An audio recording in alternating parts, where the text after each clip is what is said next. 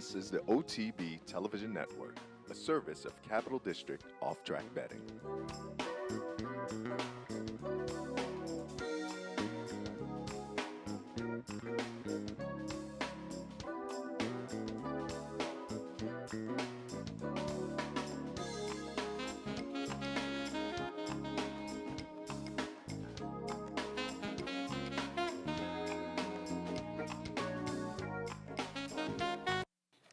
Good morning, ladies and gentlemen. Welcome to the Handicappers Report. Alongside Seth Merrill, I am Anthony Mormino as we are into the final week of January, leading up to the Super Bowl, as it were, on Groundhog Day in the greater New York City metropolitan area. But in the horse racing world, coming off of, I think was a big day Saturday afternoon at Gulfstream Park. And kudos to Gulfstream Park because, boy, I'll tell you, when you can put on a 3-year-old prep race for fillies and the boys, and you put out a maiden special weight sprint and a maiden and a route at a distance of ground, boy, those are 4 pretty good races to sink your teeth into, Seth. And I think one question has been answered out of the Remsen. That was that Cairo Prince was pretty darn good, and he comes out of that and wins the Holy Bull, I thought, rather impressively for the first start since the Remsen. So he moves forward, and you had Todd Pletcher winning, was it Only For You, with the odds-on favorite, who really had a soft early pace, and I thought was brilliantly ridden by Javier Castellano, because sometimes I fear when jockeys are holding back the energy of speedsters, boy, you pay the price in the lane, but she was so much the best in the forward gallop. It didn't matter. Todd Pletcher debuted a nice, what was it, Anchor Away, the juvenile he debuted, going 6 furlongs.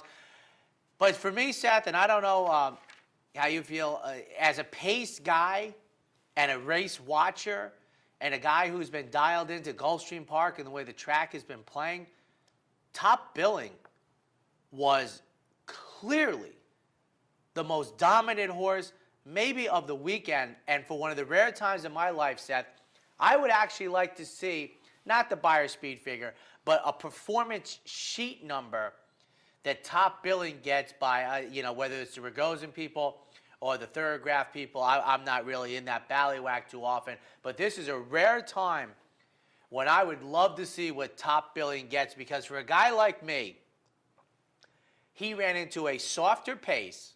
Now, they're probably not as good a horse, so maybe it wasn't as soft. But boy, with a running style that's not too conducive to victory at Gulfstream Park, and the part that I had to guesstimate, but I think is a pretty good guesstimate, Seth, I think on dirt in the United States, Top Billing got the last, 2.5 furlongs in 30 and change, which is never accomplished. I mean, that is a turf mile and 16 final 2.5 furlongs, but he gobbled it up, picked it up, put it down. And the other thing was, and I've said this before, we talked about it, Gold Hawk, the way he finishes allowance victory. I love the way he looked doing it. And Joel Rosario, I think, was never up against it. I was very impressed by Top Billing. And I was impressed by Cairo Prince, too. I thought that was a very good barometer for the Remsen. All 3 of those I thought were impressive. The filly, too, I think is going to turn out to be very nice for Todd Pletcher, Only For You. I mean, lately raced. And I'm not sure about the field. She went off 30 cents to the dollar, but she did it the way you're supposed to do it. But again, there was also, besides the performances, there was some flattery on the day because, of course, Top Billing was coming out of that race with Commissioner. We thought both of those horses were very nice, but the performance, it was wide on the turn and gets it done very impressively, so that then flatters Commissioner.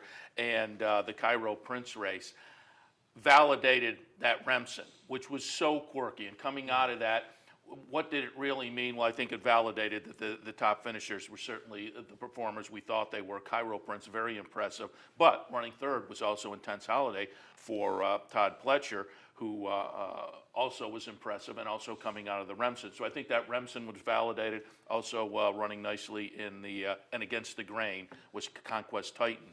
Had no chance in the Holy Bull. And Mark Casse comes out of that saying, love to stay home with them, but I don't know whether this is I got to get some points, and I don't know whether this is the track where I'm going to get them. So Conquest Titan, maybe looking for him shipping someplace else in his next start. But I thought we're making our first baby steps along the 3-year-old Derby Trail, and this was a pretty potent step on the Derby Trail. I noted coming out of this this week more and more will come. I think Cairo Prince won't be any lower than third on the Derby lists, and on the Courier Journal poll, I think he was number 2. I think they have Honor Code in the top spot, which again validates that.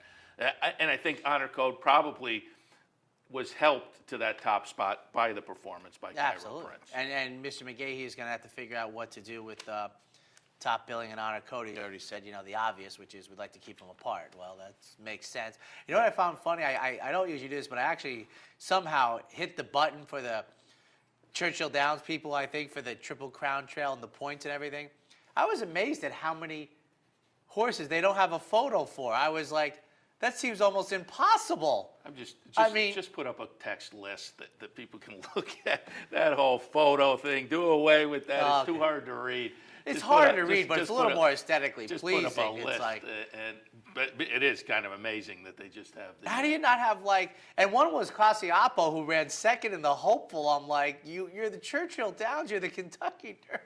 I suspect if you called the connections up and said, geez, do you have or one of the racetracks they have the win from, could you just send us the picture? But boy, you saw that official logo of the Kentucky Derby. I'm like, that's lack of energy there for me, but...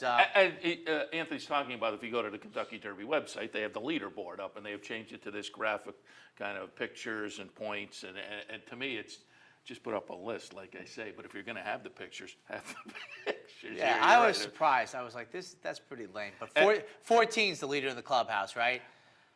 Yeah, and I looked, I was curious last week, and this is kind of interesting. Last week, I looked at what the last horse in the gate got into the Derby last year. 10 points. Yeah, it was. But Fear the Kitten was on the AE list with 6. Yeah. So we talked about that when it came up. That at the end of the day, it sort of equated out to like if you had $40,000 in graded earnings. It gets to the point the last couple, and it's always the same. If you have a couple of horses who are able to win 2 races, let's say like Orb did last year, you win the Fountain of Youth and the Florida Derby, it's the same horse. They kind of bundled it up. What I guess you would want is 12 horses winning, different horses winning the 12 different major preps, which is the second season and the final season. I think they call it championship season, whatever that's called. But 14 right now is leading the clubhouse. And we'll be watching, I don't know if you've had him on, but Richard Eng of the Las Vegas Review Journal, he wrote an article that I found interesting. He was apparently, I didn't know why people were against it, but they were against it. But he's a convert, and I was a guy who was always for.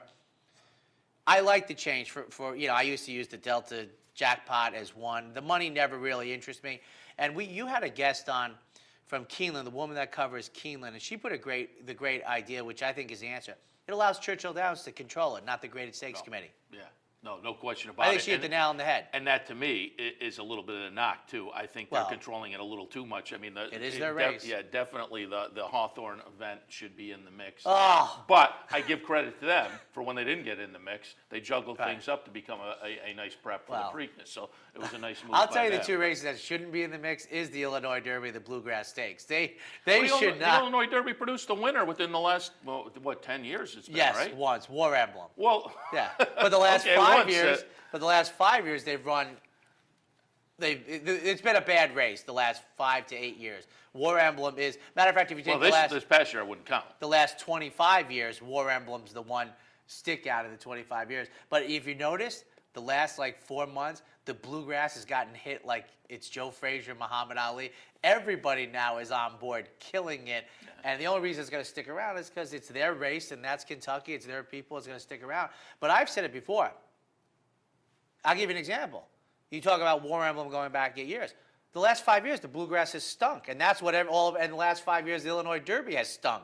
It's like they're awful. I mean, the horses that win it go 1 for 23 after. I mean, it's not very good, but we'll see. We'll see how it plays out. But I thought it was very encouraging what we saw this weekend, and I'm usually not that excited in late January, but I will say this, Seth. It's been a long time.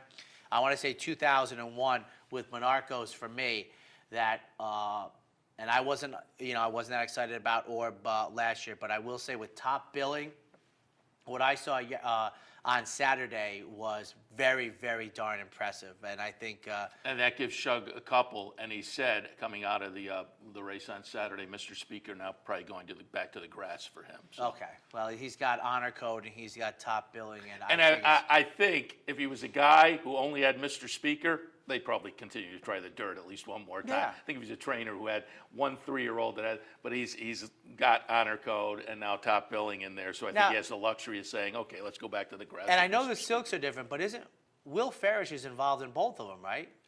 It's not his silks on top billing, but isn't he the other owner? Yeah. Because I think he's the breeder too. And he wasn't the silks in the debut for honor code at Saratoga, but he's the co-owner, and I think he wears his silks now. Yeah, he is a part owner of Top Billing. So, very intriguing.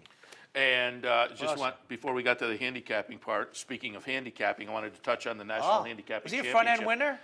Yeah. Every step of winning? Jose Arias. And it came right down to the wire. I mean, it came down to literally the last race where Jose Arias, the guy who had led through the first 2 days, then led as they took the top 50 down to the final table of 10. And in the last race, his horse finished third. You're only getting points for first and second. So his horse finishes third. He doesn't get any points. The person who was in third place had the winner, winds up losing by $1.20. So it was the front end winner wins it by $1.20. All due on that last race. But why I wanted to bring it up, and you can find the results and everything online, but I wanted to bring up, tip our cap, according to the press packet that was sent out the other day, which breaks down how folks got into the what contests got them into the championship and where they live. Schenectady resident Michael Piccola, according to the list I have, he's from Schenectady, finished fourth. A nice $55,000 payday for a local guy out there at in the Las Vegas tournament over the weekend. So hats off to him. Tough just to make it into that final 50 and then into that final 10. He does it and winds up fourth. Michael Piccola from Schenectady. Well, congratulations. Well done. And a tremendous payday, which is a nice reward when you have a good day, is that you receive a very nice payday, hand in hand. Well, we're going to take a look at Monday's action. As we've been pointing out for a couple of weeks, remember the New York Race Association is on board on Mondays, and if you believe in weather forecasts, they really catch a break, because I guess Tuesday, Wednesday is supposed to be not too nice, at least up here, but today is supposed to be a mild winter day. But we're going to head out to Phoenix Way, ladies and gentlemen. Seth has got Turf Paradise today, and for them, at least on days that I've been around for Turf Paradise, this is like a distance of ground race. Usually they have a quick race in the opener, but we're going to go a more traditional thoroughbred distance in the opener. We have fillies and mares claimers in for $62.50. Non-winners of 3 races a lifetime, going 6. I have a 2, 1, 5, and 3. The number 2 is Easy on My Heart. I just think this horse has a slight buyer edge, perhaps, on this field.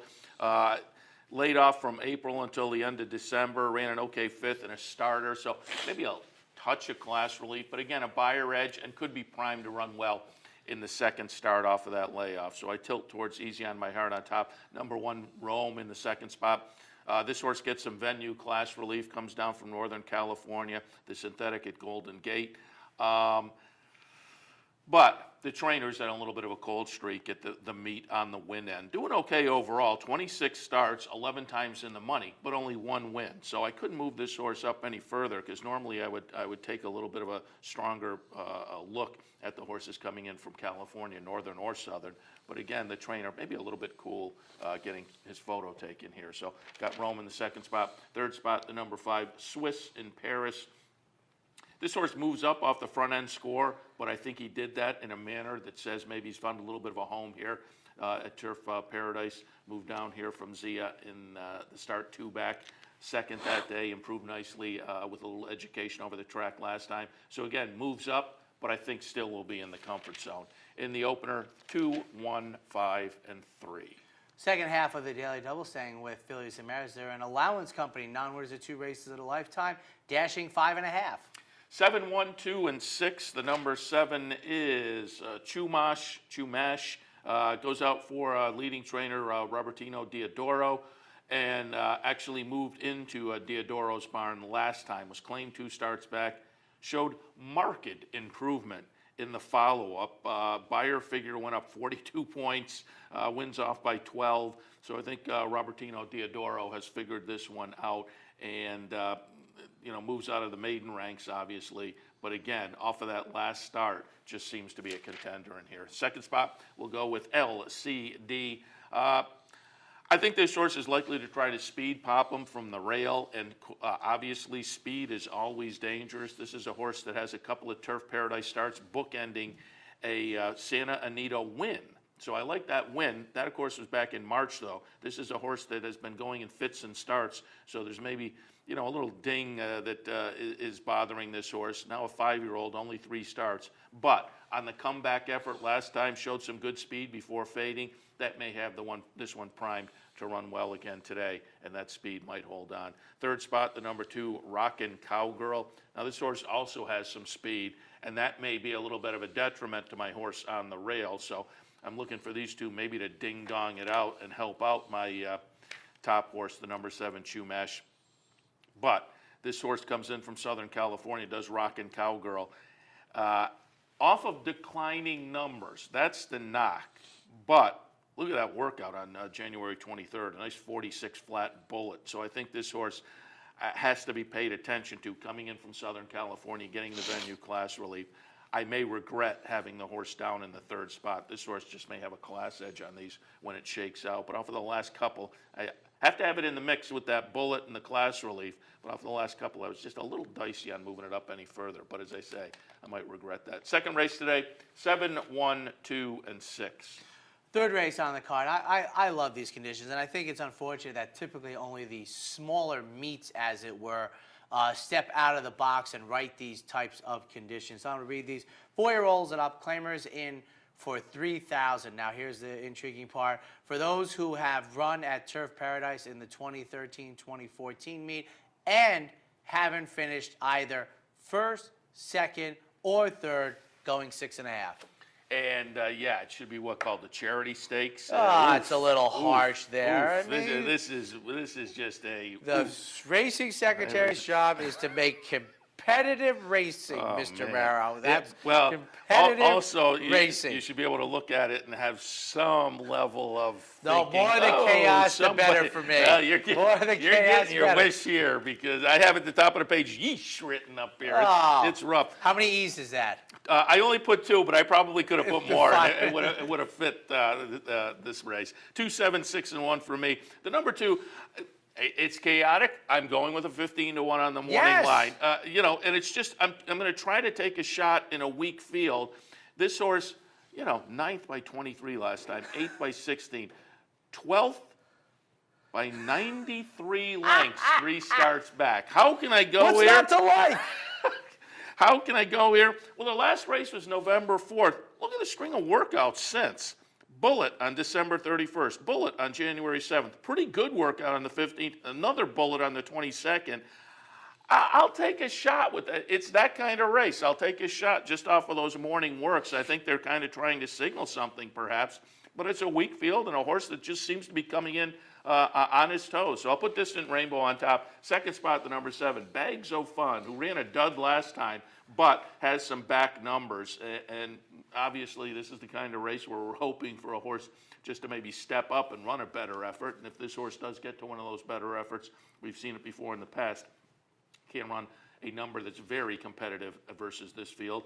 And Brightburg, this one showed some oomph in the 2 races back, ran a decent 4th place finish, and that's better than a few in this field. So again, a little bit to hang your hat on there. Tough race, and it's one that it is chaotic. It wouldn't surprise me if anything happened in here. I wound up 2, 7, 6, and 1.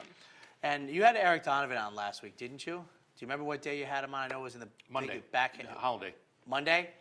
Next, you mentioned the 15-1 in a chaotic type of race, etc. And I want to say, because I talk about the morning line with nearly every single race because it's important, I think.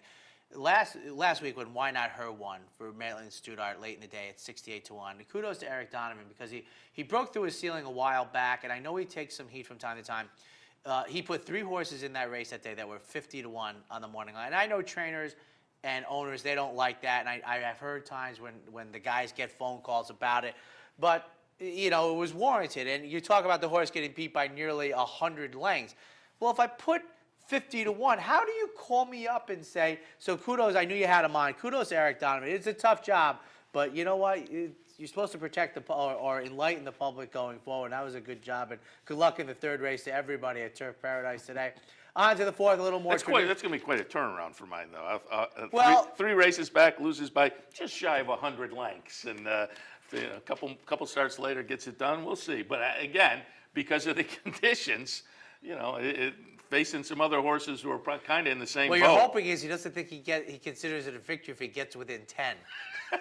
On to the fourth race. I'm hitting the top of the stretch as the horse crosses the finish line. It's a win for me. Oh, my goodness. On to the fourth. 3-year-olds, ladies and gentlemen. Claimers in for $10,000. Non-winners are 2 in a lifetime, dashing 5.5. 1, 7, 8, and 3, the number 1. You done good. Just seems in the best form of, again, another weak bunch in here. But this one, 3 races back, broke the maiden, then a second, then a third. The numbers are okay. So, again, just seems the best of what is otherwise a little bit of a weak field. Second spot, we'll go with Nicholas Cajun, the number 7 horse. Just getting the class relief angle here. Broke the maiden in the career debut up at Emerald Downs, then laid off a while. Came back in a couple of summertime stakes races. Again, another layoff. Now comes back for a tag. So there could be some trepidation, some red flags here on the class drop, but I'll look for this one to have maybe a little bit of a class edge on most in here. Third spot, the number 8, Easy Hit. Faces winners in here, broke the maiden last time. But again, it's just kind of a weak field, and I think this horse is going to be a decent fit given the numbers fired over the last few. In the fourth, 1, 7, 8, and 3. And on to the fifth, they ran the Cotton Fitzsimmons Mile the other day on the turf, so they apparently have taken the governors off of the turf course, ladies and gentlemen. On to the fifth race, one of those unique conditions. It is the maiden optional claimers in for $30,000, going about 7.5 on the turf. It's a full field of 10. I think I saw 4 were in for the tag. 6, 5, 7, and 11. The 11 is an AE horse. I have it down on my fourth spot. It's a first-time starter, but a nice workout coming in at Hollywood Park. If this one gets in, fancy shoes, I'd take a second look at this. But again, I have it 6, 5, 7, and 11. The number 6 on top for me is Angel D'Amour, or D'Amour, who just getting some serious venue relief. This is an interesting move for me. You don't see this very often out here at Turf Paradise. Comes in from the Naira circuit. Had been racing for Gary Gullo, most recently back in November at Aqueduct. Prior to that, Belmont in October. Earlier in 2013, Gulfstream, Tampa, Calder. So moved from the East Coast out there to Arizona, and again, serious venue class relief for a horse that in New York was running decently. So I think Angel D'Amour, Scott Stevens on board, could be very, very interesting, and clearly to me the one to beat in here. Second spot, Ella's Kitten. I think this horse is going to appreciate the return to grass. Has been racing most recently. Well, the most recent race was a decent dirt start, but 2 starts back here at Turf Paradise. Ran a good near-miss effort on the turf with a good number that's going to fit with these. So Ella's Kitten in the second spot, and then we'll go out to number 7, Runaway Cal, who another one that I think is going to appreciate the return to grass after the dirt try last time. I'm going to do a little 4-horse exacta box play of the day in here. Watch and make sure the value holds up.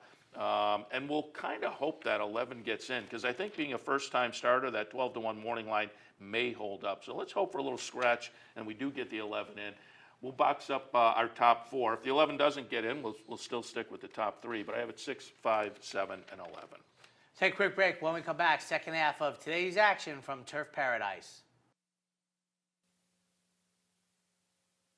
I'm Seth Merrill. Join me weekdays at 10 for Racing Across America. We'll look at important races from around the country, get insight from top handicappers and analysts, and preview the upcoming week in racing. That's Racing Across America, weekdays at 10, right here on the OTB TV network. Here in upstate New York, no one provides bettors with more wagering options than Capital OTB. Our network of ranch and easy bet locations stretches from the mid-Hudson Valley all the way to the Canadian border and west to central New York. So whether you need to place a bet, fund your Capital Bets account, or watch the next big race, all the action is just around the corner. A full list of our branch and easy bet locations can be found online at capitalotb.com. Capital OTB, the better and most convenient choice for wagering in upstate New York. I got it. Watch me.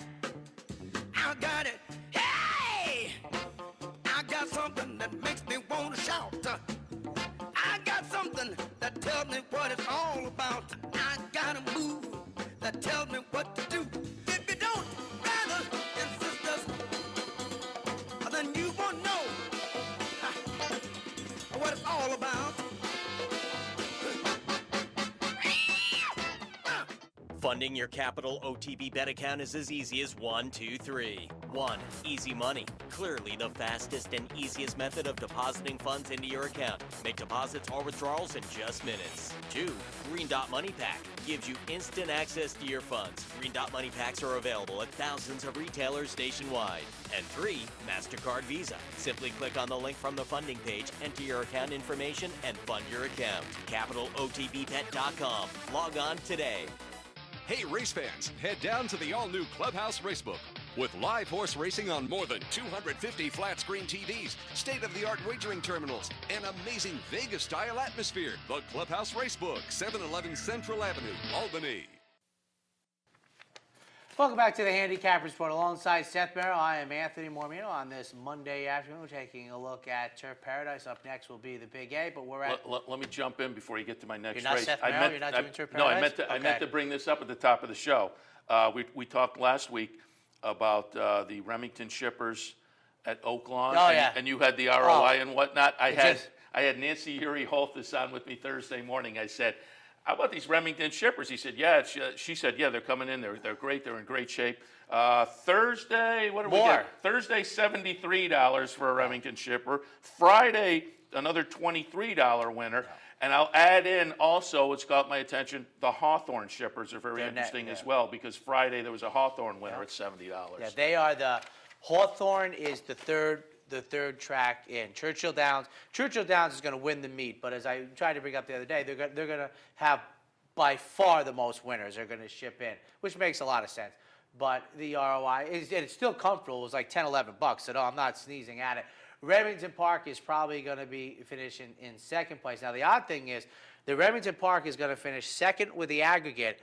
They're going to crush the ROI. And Hawthorne, even though Hawthorne's about third now, their ROIs aren't anywhere close to Remington Park's. Theirs have been a little bit more better commodity. But at Oaklawn Park, and we've been on board since day one, there is like a $24 or north of that payoff with a Remington Park shipper. The meet's only been going on for 3 weeks, and it seems like every other day there has been a Remington Park winner paying better than 11 or 12 to 1, which obviously just keeps their ROI going. And there are also awesome. some that are a little more logical. They got the $7, $8 winners Yeah, too. but At the end of last many. week, they had 3 or 4 Right, that were a little more logical. I think they've had about 15, 16 winners now ship in, and I would say at least 10 of them are, make your whole day type of horse. The one of Yeah, them. the So $70. Well, like kudos I say, to it those was who have the been. afternoon after I talked to the paddock commentator down there, so they continue. And keep your eyes on. And I don't want anybody, but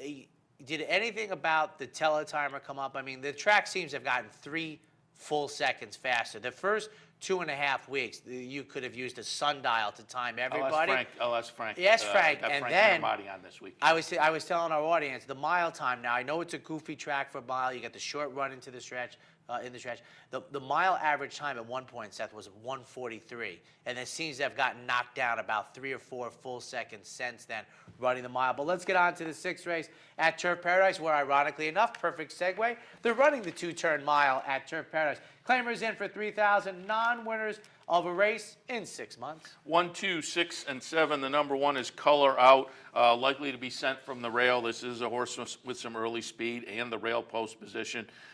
So again, you would expect this one to be sent. Gets the nice apprentice down there, White Shield, who's having a very good meet. So things work out. We'll put Color Out on top. Second spot, the number 2 Strategist.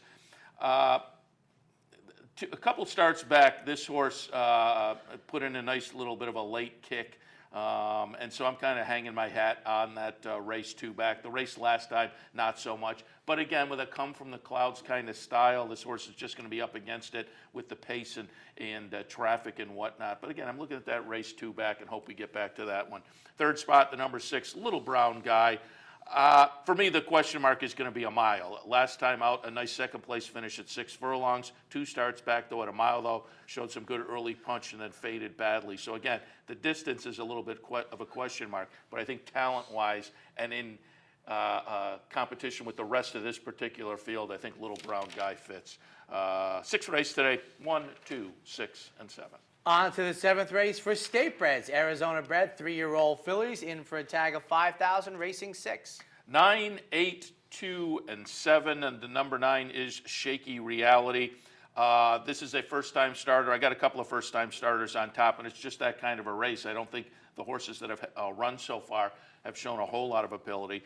Shaky Reality, the dam produced a sibling called Real Shaky that took 15 starts to win. So I'm not super confident there, but the trainer does okay first time out of the box. It's kind of a steady string of works. It's not one I jump on with a lot of enthusiasm, but it's a weak field. So another first time starter in the 2nd spot, the number 8, Tex Strider.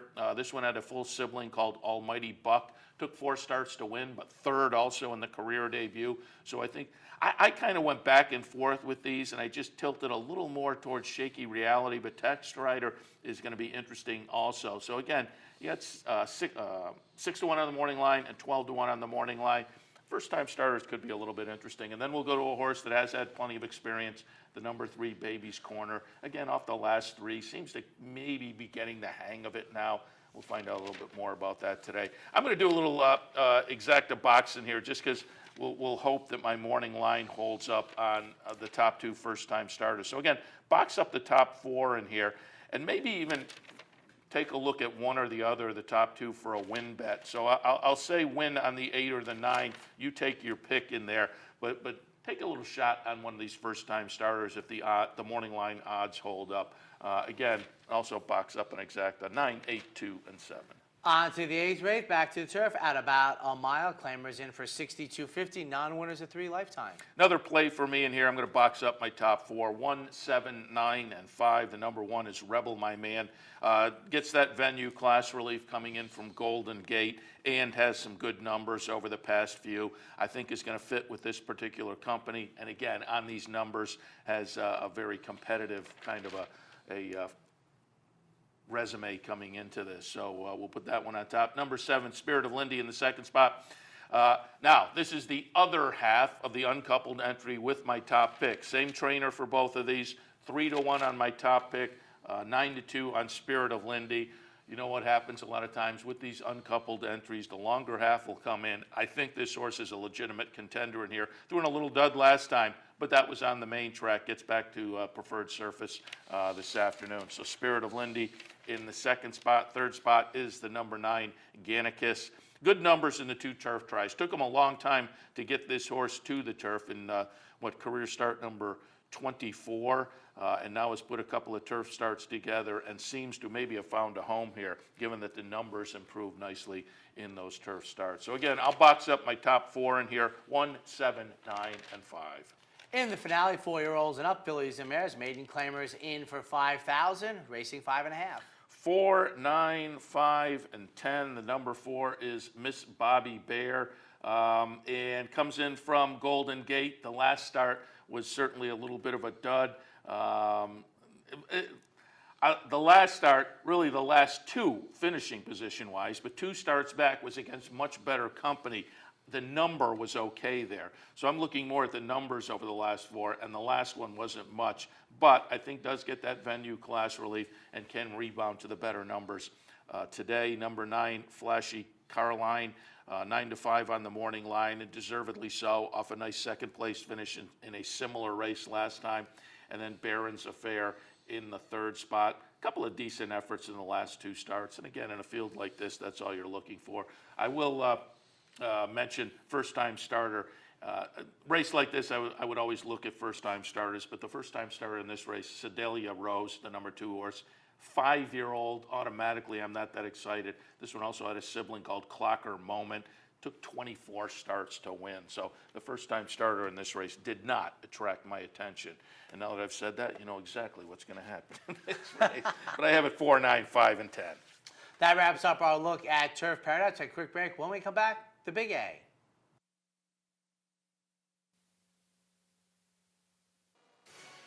This is Steve Beck. Join me Tuesday through Saturday here on OTB TV for At the Races, my Sirius XM daily news magazine of the thoroughbred industry, handicapping interviews, analysis, everything you could want. 6 a.m. OTB TV. Hey, race fans, head down to the all-new Clubhouse Racebook and get in the game. With live horse racing on more than 250 flat-screen TVs, state-of-the-art wagering terminals, fantastic food and drinks, an amazing Vegas-style atmosphere with seating for nearly 900 of your closest friends. Conveniently located at 711 Central Avenue, right off Exit 5 of I-90 in Albany, the Clubhouse Racebook is the better choice. Each morning on the OTB TV network, you get the very best in horse racing programming. Weekdays begin with the Handicappers Report, where professional handicappers share their selections and analysis of the day's racing. Followed by Racing Across America, a daily conversation with racing personalities from around the country. Saturdays include Down the Stretch, where Mark Casano speaks with the biggest names in racing. And Sunday mornings, it's Loose on the Lead, where Steve Bick and I offer news and a unique lineup of weekly guests. All here on the OTB TV network. Wagering at CapitalOTBBet.com is as easy as 1, 2, 3. 1. CapitalBet TV, the fastest and easiest online wagering experience where you can monitor 5 different tracks simultaneously. 2.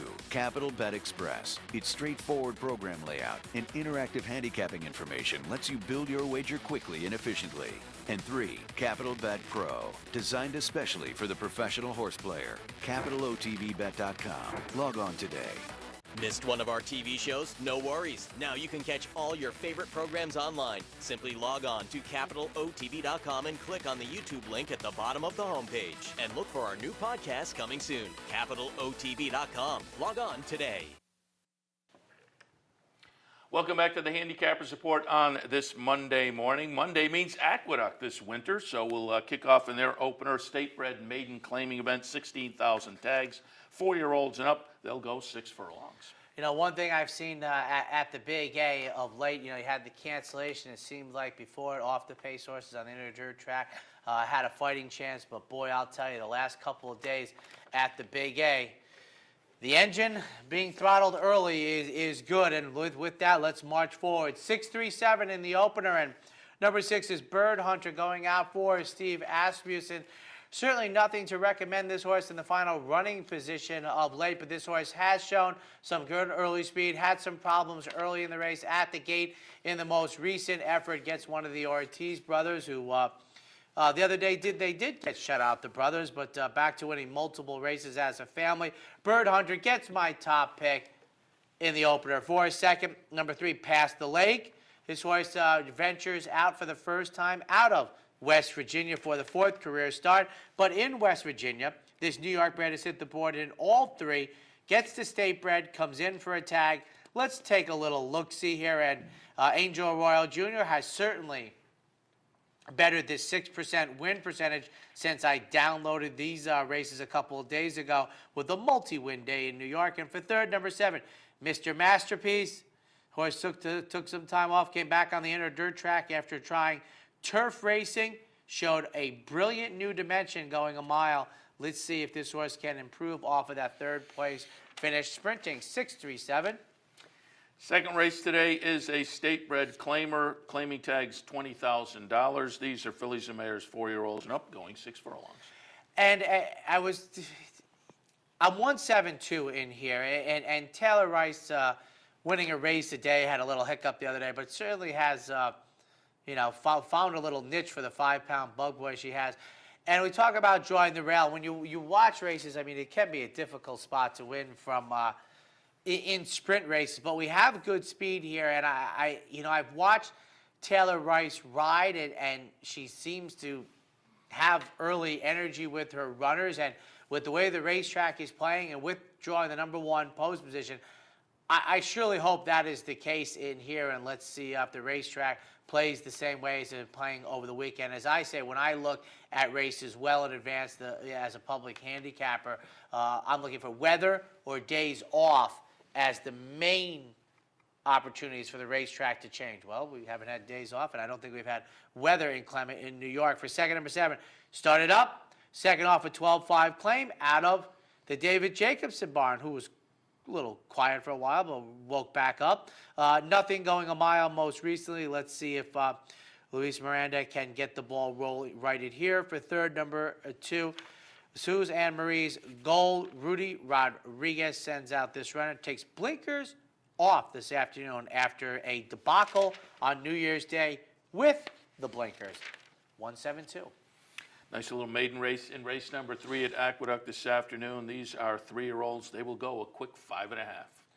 And, you know, in here I'm 156, and I like Metro Dreamer, who I was probably leaning another direction at first. The career debut was originally, for me, not much to write home about, but now you get the second start, and I think being offspring of Sensational.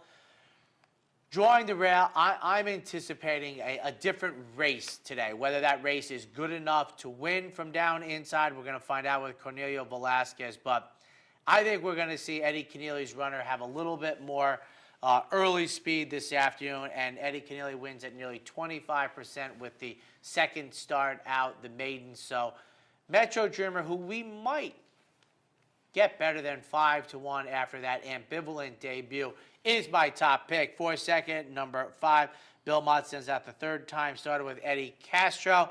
Woke up markedly in the second start. Now, was that a Bill Mott runner making the second start? Was it the blinkers? We marched forward at probably a smaller price than 2-1. And for third, number 6, Anthony Dutro takes over for Hugh McMahon, who, by the way, is a very confident Laurel or Pimlico Mid-Atlantic trainer. But we in New York certainly know Anthony Dutro's work at almost the highest level, making the second career start after a so-so debut after trying to do the dirty work. 156. Fourth race this afternoon is a conditional claiming event. The claiming tags $12,500. Non-winners of 3 lifetime. The condition, they will go 6 furlongs. 2, 5, and 4, taking young Mr. Ortiz and Michelle Nevin, who's on a roll of late. But this horse has a running style displayed previously with the good early speed that could be very, very advantageous in here from down inside. Ships back to New York. We've been doing the conveyor belt between Laurel and Belmont Park and Naira, so comes back to Naira this afternoon, making the 5th start since being claimed for $20,000 on Independence Day Eve. For second, number 5, Midnight in Positano was a $20,000 claim for Bruce Levine. Has already found the winner's circle, has hit the board in 2 others, comes out of a good 6th place finish when drawing the rail and getting pressed early and often. For third, number 4, Jewel in the Sky, claimed by Dominic Galuccio out of the David Jacobson barn for $15,000. Has hit the board twice since then, including a beaten favorite third under Manny Franco most recently. Taylor Rice gets the call this afternoon. I don't know, Manny Franco lost his 5-pound bug. Hopefully that didn't kick him out of the loop for Dominic Galuccio, but 2, 5, 4. Couldn't have helped. And I will, you amazes me. You mentioned the pace earlier, how speed played over the weekend. And yesterday on the show, my loose on the lead partner, Steve Bick, his DT stable had Corey Bant yesterday. And as we went off the air, he said he was hoping it would stay the same as Saturday because he thought Corey Bant stood a good chance of getting out there motoring all the way around. And it almost worked out. 21-1 winds up second. He led all the way until maybe the last 100 yards or so. Track didn't change. Steve's absolutely 21-1, second longest price on the board. And, he was and on I'm the sure front he end. was wishing it didn't change. It probably also might have helped a little bit to get to second. I'm sure it's not the way they're looking at it, but I think the track helped even with where they ended up. Still, I think was helped by the racetrack. Oh, absolutely. So absolutely. The check is a little bit smaller, but when you're second longest price on the board, running seconds, probably it's a victory. Oh, hey, listen, I as a guy who likes those horses, I'll tell you, when Marilyn Studart won the other day, they had the 350-1 shots. Now she only drew, I think it was like middle 60s. The other one scratch out, I believe. The other one was 99-1. Not that 60 means you were played, but compared to the other one, you were. 5th race this afternoon, a starter allowance at the 50 level, 4-year-olds and up. They will go 1 mile. 2, 4, 7, my selections, and Barrister Jim for the powerful Rudy Rodriguez barn. Now, this horse has been popular in the claim box. This is only the 9th career start. In the previous 8, had hit the exacta in 5 of them, and in the previous 8 was claimed 3 times, ladies and gentlemen, from the Out of the Wesley Ward to the David Jacobson to the Rudy Rodriguez, that's winners on top of winners. And now the Michael Dubb runner tries to make amends for just getting beat at 5-1, going a mile and a 16th for Barrister Jim most recently. For second, number 4, Anaphylaxis goes out this afternoon after a third-place finish as the favorite and a starter allowance that I thought was a good effort when all was said and done with Cornelio Velasquez in the saddle. And now you get what I like.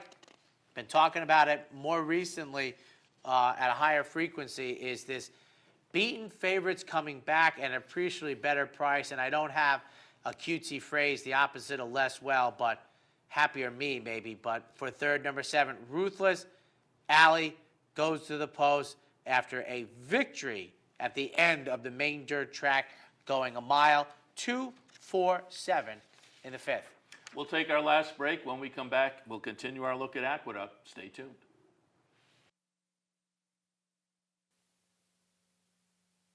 I'm Steve Beck. And I'm Seth Merrill. Together, we're loose on the lead on Capital OTB, Sundays at 10 a.m. Why should they watch, Seth? Sit down on Sunday, have a bagel, get some great racing conversation. Cream cheese only, no jelly. Sundays, 10 a.m., loose on the lead, Capital OTB.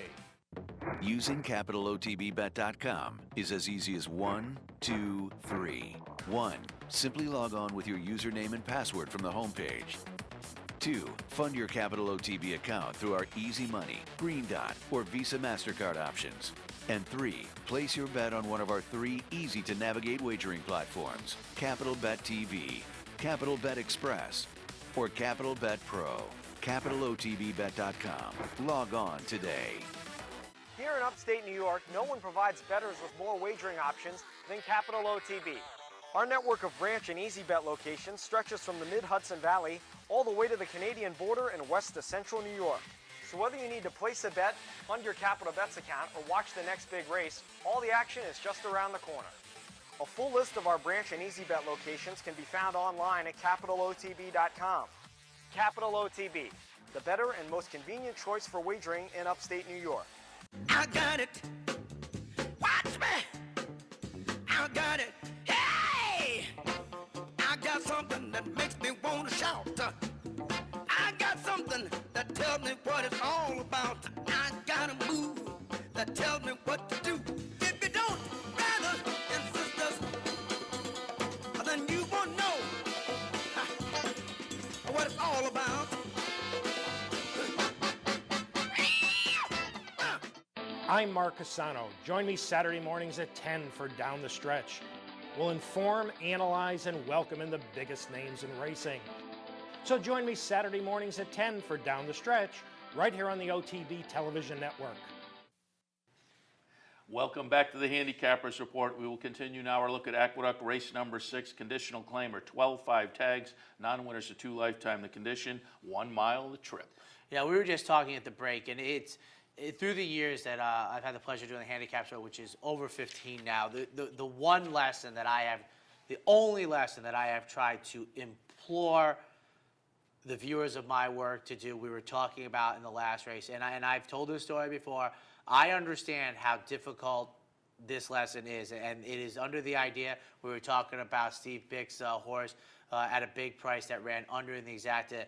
When horses are a bigger price, you're supposed to go back and buy more win tickets, and you're supposed to have more money invested in the race. And I know it's hard. It is a tough lesson to get through, but you can trust me on this. Your reward is there. You see a horse I always said, no public handicapper ever wanted his horses to be dead on the board more than me. I always say this, when the horse wins and pays $620, I don't usually go shucks.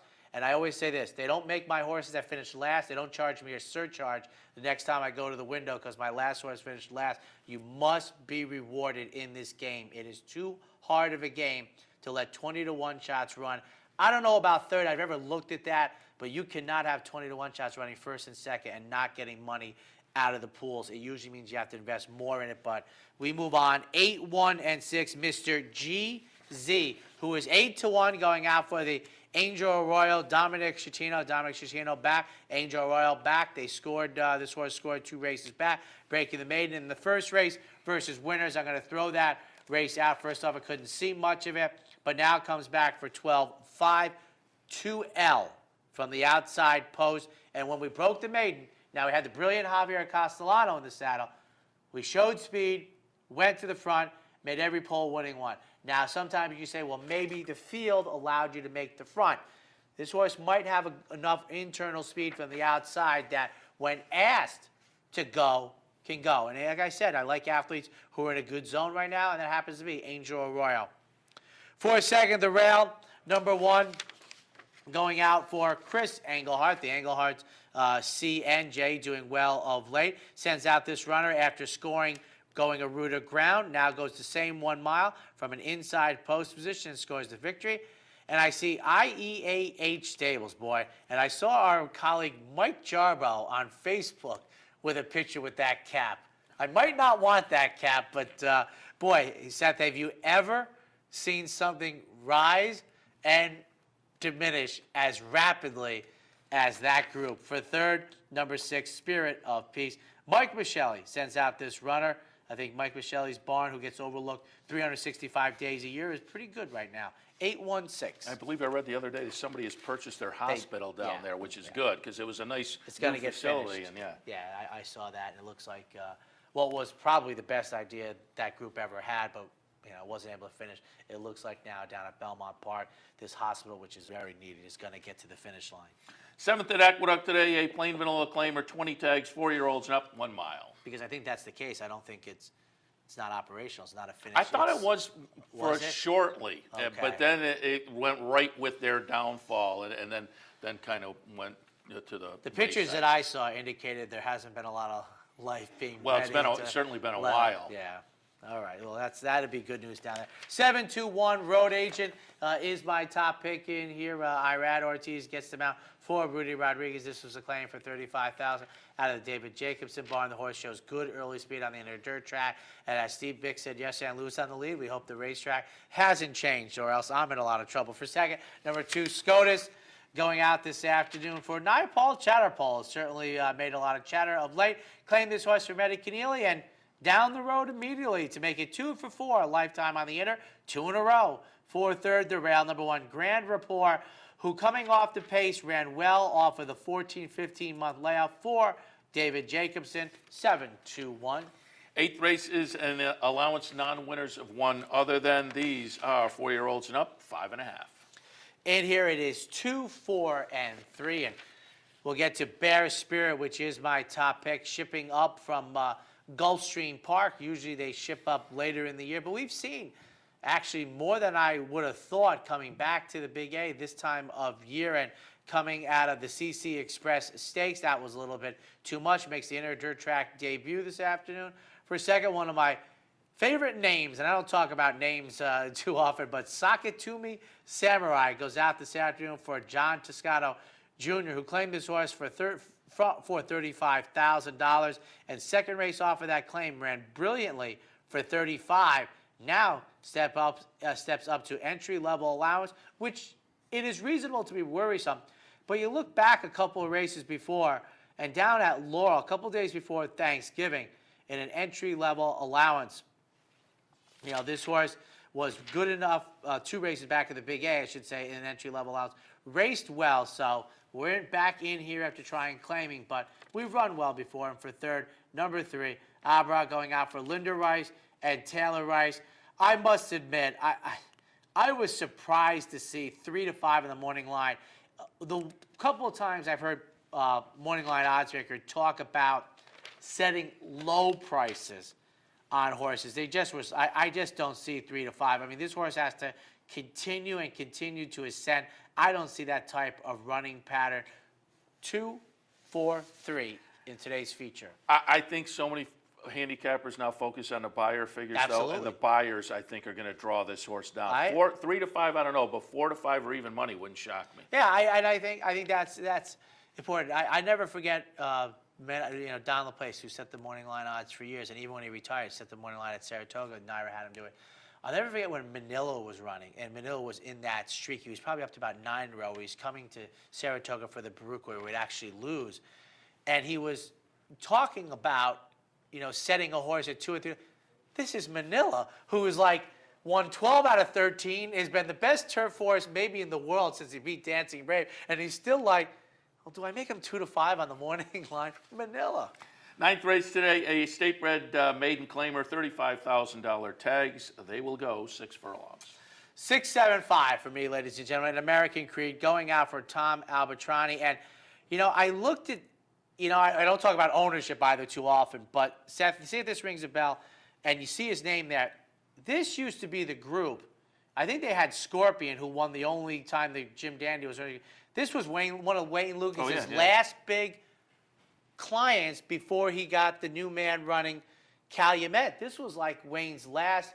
Those familiar white with the green and blue, the what is it? It's Baker and Mack, etc. So now you see Tom Albertrani has a training, and I don't know if that's just the New York thing and Wayne's taking his opera. I don't know what it is, but this is Wayne Lucas's big customer for years. This is the third race since the September meet at Churchill Downs, in for a tag for the first time. We know how powerful that can be. For second, number 7, Executive Office going out for Linda Rice and Taylor Rice. I like this one more than 3-5 shot. They had blinkers for the first time after back-to-back beaten favorite runner-ups. For a third, number 5, All Over Me. I may regret not putting this horse with Abel Castellano higher than third. Running for a tag.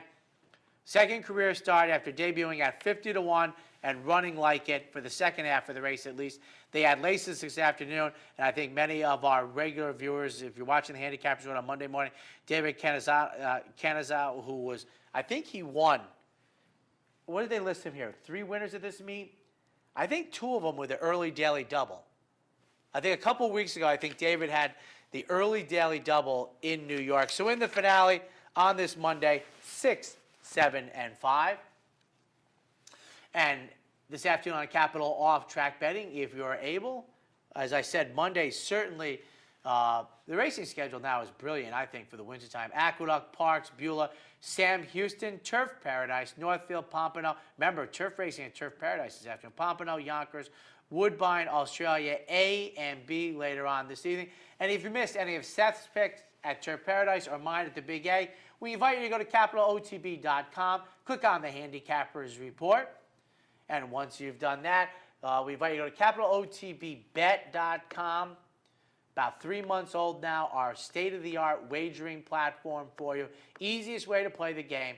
The only way to get in on, if not all, the vast majority of the contests we now run at Capital Off-Track Betting. So that's CapitalOTBBet.com. It's Monday morning, almost 10 a.m., Seth. So Racing Across America is up next.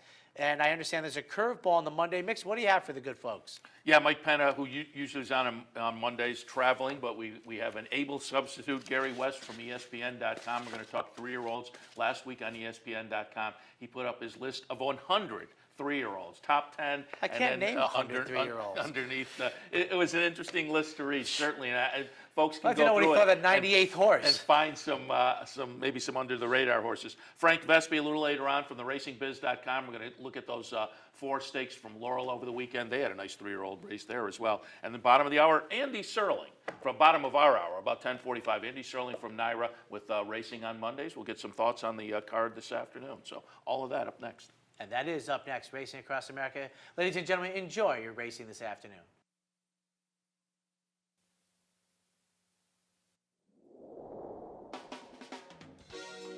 You're watching OTB TV, a service of Capital Off-Track Betting.